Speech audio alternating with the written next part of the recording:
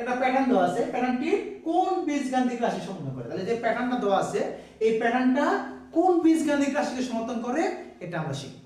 তো দেখো কি করবা, আমরা কি লিখবো, এটা লিখবো সমাধান। সমাধান লিখলাম।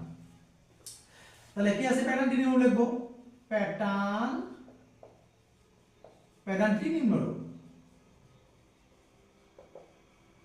প্যাটার্নটি নিম্নরূপ। তাহলে প্যাটার্ন কি দেওয়া আছে, প্রথম আছে 5, তারপরে কি আছে 11, তারপরে আছে 17, তারপরে আছে 23, তারপরে আছে 29। এই তো আমরা পার্থক্য বের করে নিব, পার্থক্য।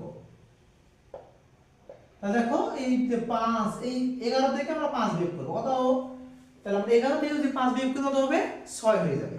একইভাবে কি করব আমরা, এই 17 থেকে 11 বিয়োগ করে দেব, 6। এই 23 থেকে 17 বিয়োগ করে দেব, কত পাবো আমরা, 6। আবার 29 থেকে 23 বিয়োগ করে দেব, পাবো আমরা 6। তাহলে এই পদের এই যে প্যাটার্নটা আছে, প্যাটার্নটা প্রত্যেকটি পদ পূর্ববর্তী পদ থেকে কত বৃদ্ধি পাইছে, 6 করে আমাদের বৃদ্ধি পাইছে, অর্থাৎ 6 করে বাড়ছে। তাহলে আমাদের কি চাইছে যে প্যাটার্নটি কোন